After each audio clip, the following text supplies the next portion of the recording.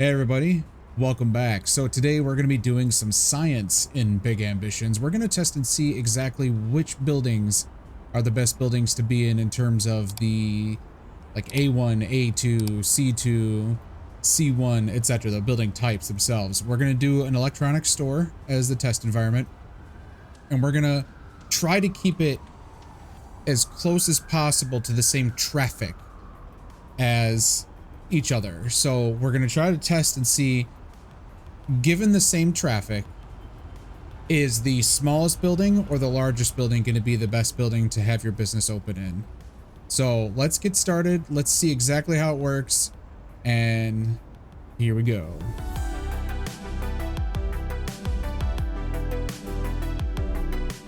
Okay, so first things first. I'm going to put the settings on the screen so you guys can see exactly how I did this. I'm making it as easy as possible. Up here, you can see I have $2 billion. I'm not going to worry about starting off with loans or anything like that. We're just going to do a straight test. So why don't we look and see what retail spaces are available? We're going to try to stay in the same district. So in that vein, we're going to try to see if... So we got 1,000 square meter there. Oops. Got a 225. Let's just rent these buildings here. I'm going to try to grab every single building type as it pertains to retail itself. So I'm going to have to buy out buildings here. But first, we got to make sure that there's a small one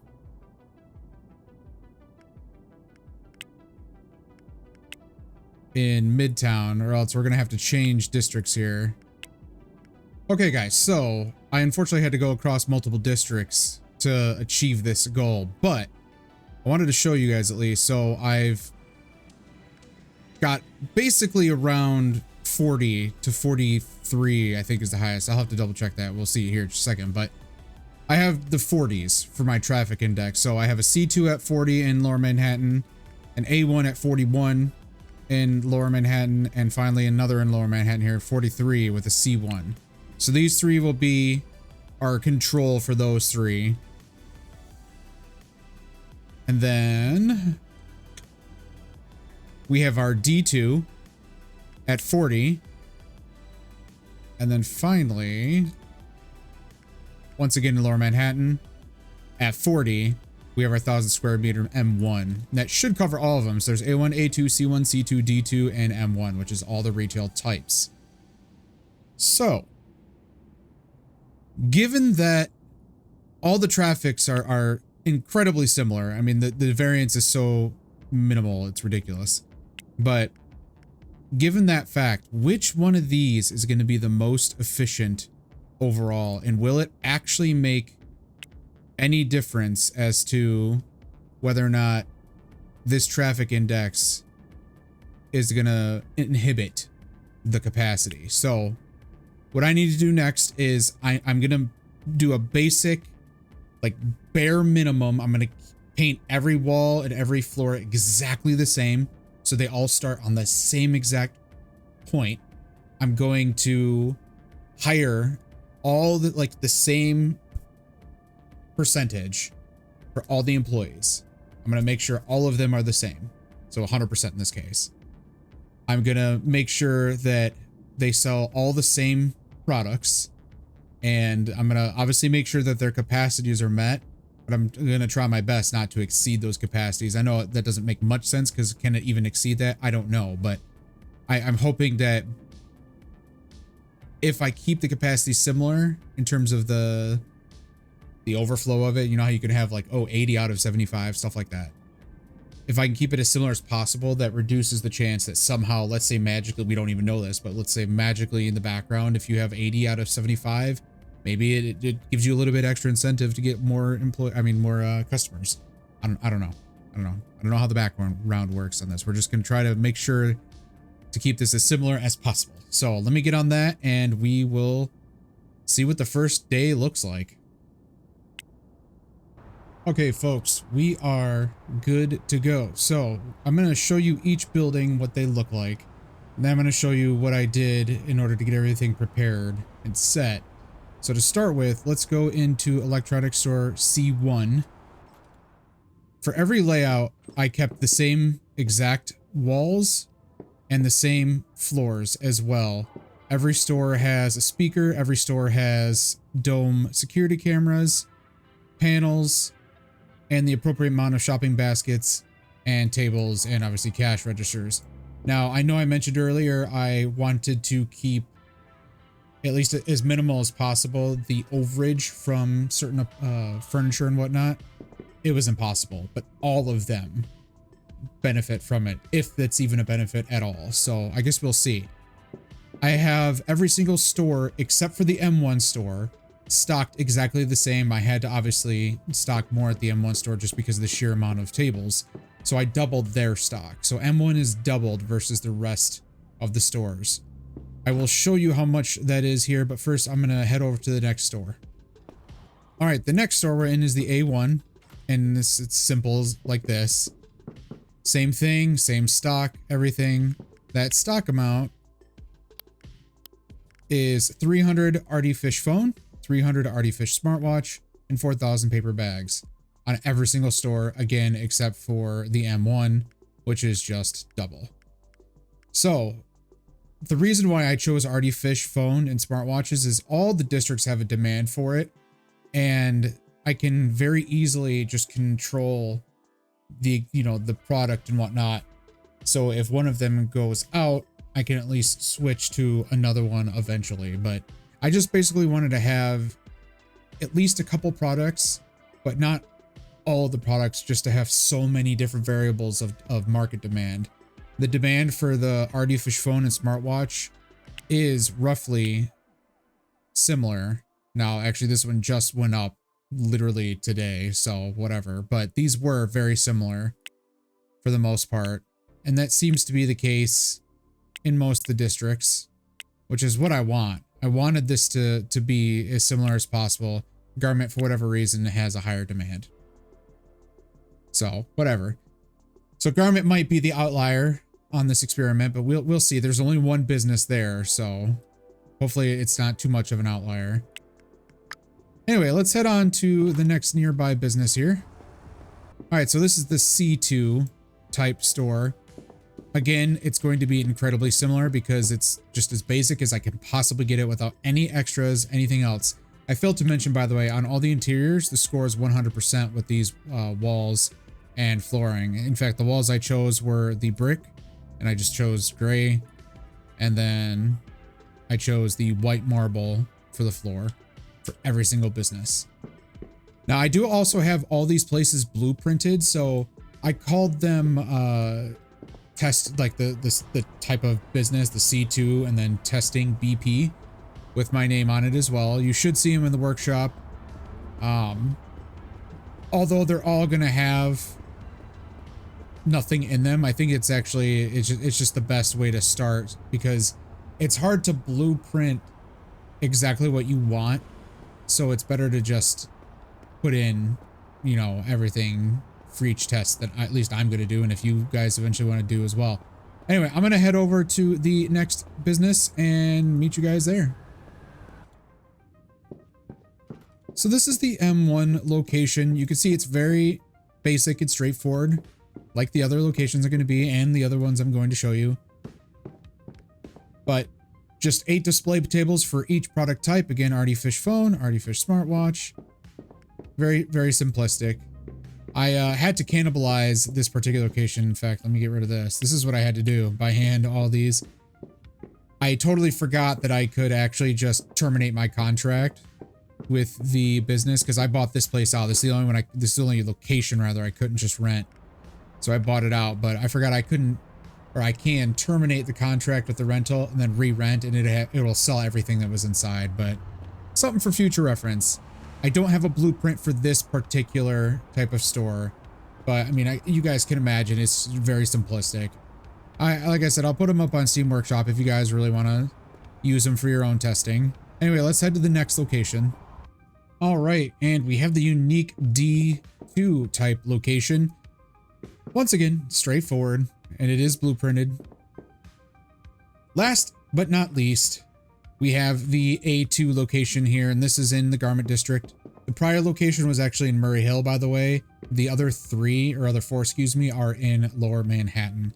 I felt like I should probably mention that even though I showed you guys. But again, super straightforward, very simplistic, trying to keep it as minimalistic as possible. And thankfully, inventory, everything is all taken care of. So that being said, what I had to do in the background here, so I rented all of my own locations. I set the rent to every building that I have my businesses in to 0.35. And the main reason why I did that was I tried to go to the most expensive per location, and it actually wasn't even the M1. If I remember correctly, I think it was the D2. No, it was this A1, I think. I can't remember. Either way, I set every single place to the same rent. So across the board, we should have exactly the same costs. And if we look at it, since we're renting anyway, I don't think we have a problem here. Or we're renting our own buildings, rather. Yeah, we don't have any ongoing expensive. Perfect. So, yeah, we're getting... I don't know how this works. It's kind of strange, but this must be coming from other tenants within the building since I own all the buildings. Anyway, pretty neat. So, on top of that, I also set every location to the same exact hours, 10 hours a day, every single day. And every single location looks exactly like this, with the full-timers having 8 hours, the part-timers having 2 hours, and then on the weekends, the part-timers working 10 hours for 30 hours total for the part-timers, 40 hours for the full-timers. And like I said, every single business has it. All right, lastly, what I did with the HR employees is they all have gold health insurance at $20.62 per employee, and I did that for every single one. And I love that the health insurance manager's like, strange tactic, but we accept. Now, whatever reason it says, seems like we have a deal. I swear he said strange tactic, but we accept. Anyway, so they're all set. Every employee has their benefit wants, etc. The HR managers are all 100%. Purchasing agents are all 100%. Logistics managers, 100%, drivers, 100%, everybody's skills, headhunters included, all of them are at 100%, which also means the way I recruited them, if I go to my employees here, all the hourly wages are absolutely the same as it pertains to each person's abilities. So the full-timers are at the same cost as the part-timers. It's just a matter of the time that they have. So this should theoretically make it absolutely controlled in terms of the variables that we can control, like the cost of our employees, the cost of rent, the cost of our goods, etc. Now, the variables we can't control are going to be demand itself. I guess we can have a technical control of it by inundating or maybe buying everything out, but we're not going to do that. We can't really control much else beyond what I've mentioned. So what we now need to do, I'm going to sleep until 8 a.m. here. I'll just go to 7:59. And what we're going to do is we're going to open up every single business.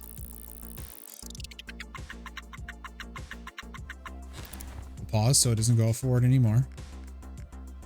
Now, I lost money. That's funny. Let's open every single business here. Every single one is open now. Perfect. So I did want to point this out too. If you look at the capacities here, D2 is the only one that's straightforward. The only one. The rest of them are all, that's the ones that have overages. So that's okay. We'll survive. Now, I'm not going to do any marketing. We're just going to keep it as static as we can with the promotion score and everything like that. all the inventory and pricing, it's all $1,000 for the phone, $400 for the smartwatch. Hopefully, yeah, there we go. So now it shows everyone, or me being the cheapest. I'll have to keep my eye on every single day for the prices to change, so I hope not. I know I mentioned I put the variables on how I did this. Hopefully it doesn't break and the rivals don't bother us at all. We'll see, I guess, but this is where we start.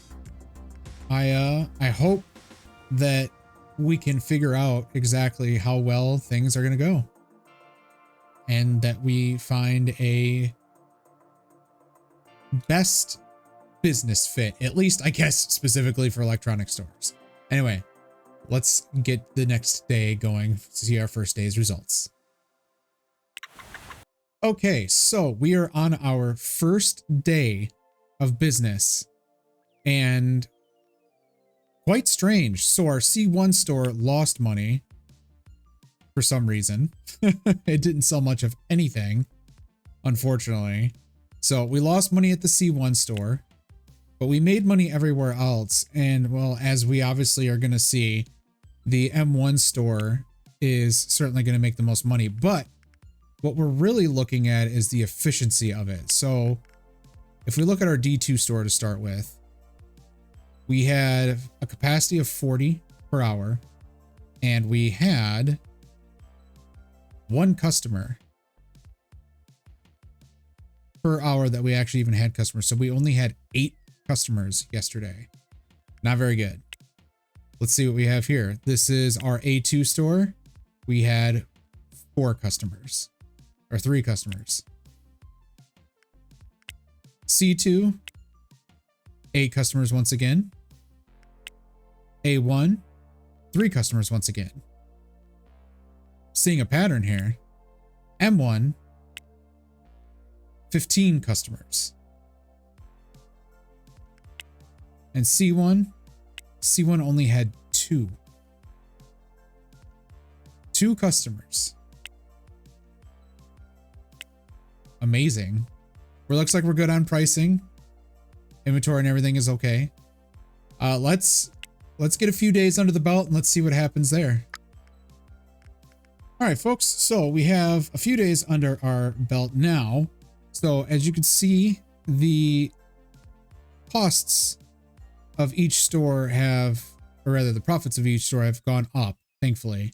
Now, if we look at the store types here, very similar between the C-type stores, the D-type store obviously making more than both of them. And then the M1 store still just hanging out at 25,000. So the D2 store is earning half as much as the M1 store with probably half as much cost to it. Outgoing expenses 3,200, resources 5,000 on the M1, and then the D2. Yeah. Wow. Anyway, let's see what the efficiency looks like here. You know, if we look at the last 7 days, we see this curve. 14 customers as of yesterday. What do we got here? 9, 10 customers the last few days here.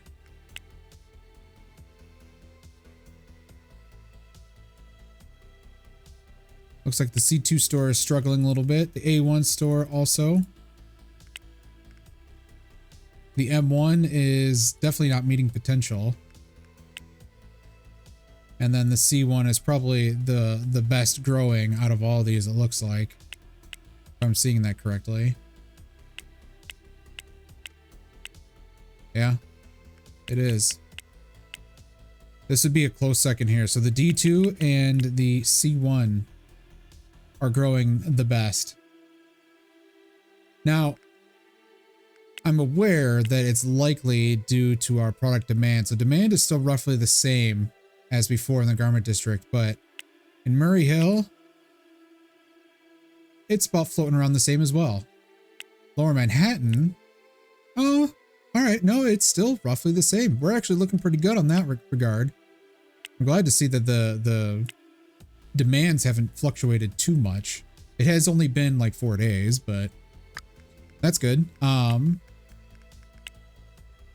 mean, at this point now, are we being held back because of not having the Xanaman stuff, which I can tell you right now is going to be very difficult to pull off, considering the A-type stores just don't have the space. More so the A1, if I'm not mistaken. That one's a little bit smaller, so that one we have to watch out for if we want to add Xanaman stuff.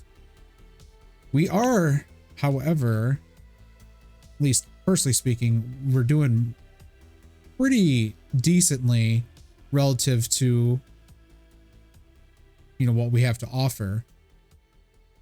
And, you know, looking at this now, let's see what the cost of per employee is. So we know that the M1 store has 3, 6, 9, 10 employees. So it's making $25,486.98.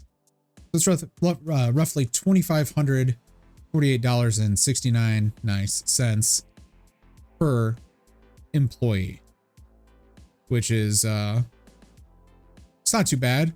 Let's see now the D2 store, which I think is the more efficient store. Let's find out. I think they have what, 4 employees? Yeah, 4 employees working at all times. Okay. So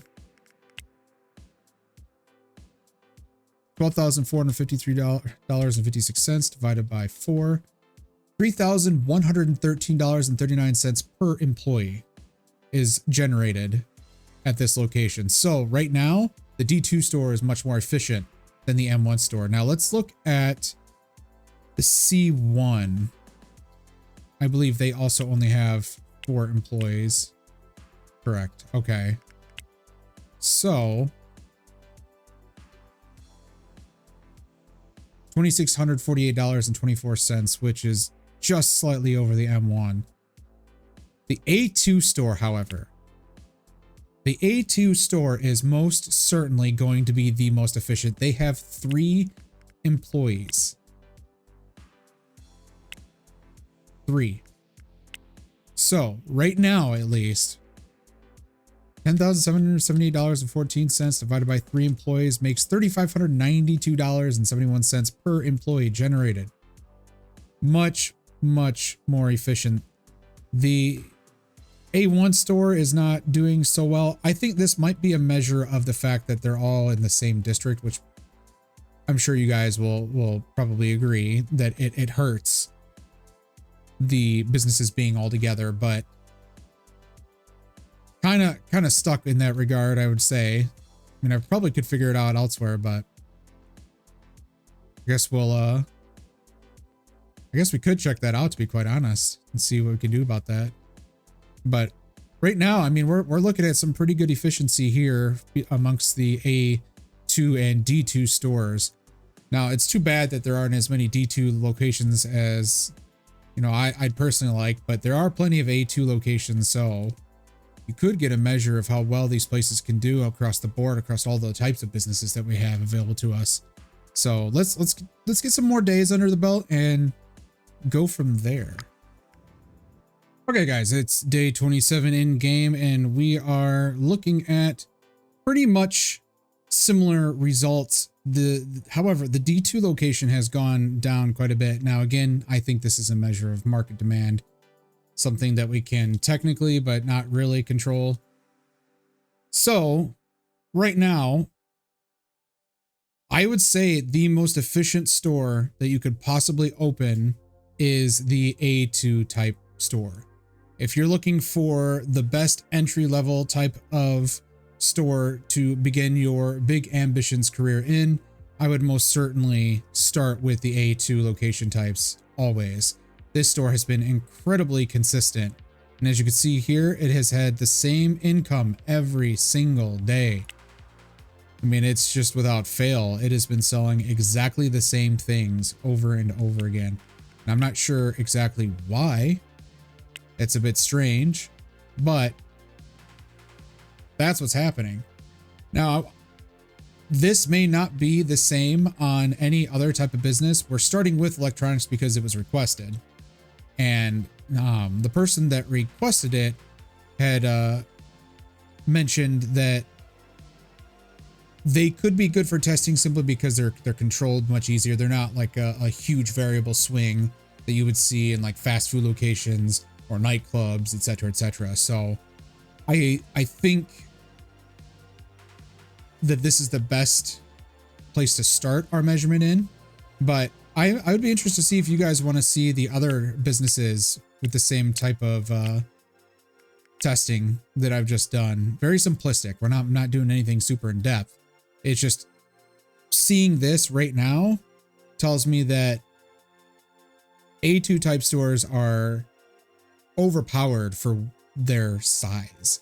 I mean, it's a 15 capacity per hour. It was only getting one person per hour at, you know, an electronics store, but it's consistent. It's getting one person per hour every hour. On top of that, it's selling, as you can very plainly see, the same amount every single day, 10.9 thousand every single day. So every other place varies quite a bit. And, you know, the wildest swing I think has been this D2 store. I mean, it's been very, very wild, and I'm not sure why, but don't have to worry about it if you have an A2, that's for sure. Anyway, guys, this has been kind of a shorter one. I know it's a little bit different. I know we still had, you know, Terry and Huangguo to take out, but I mean, personally for me, I needed to change a pace. It needed to be something different, and I wanted to give this a go.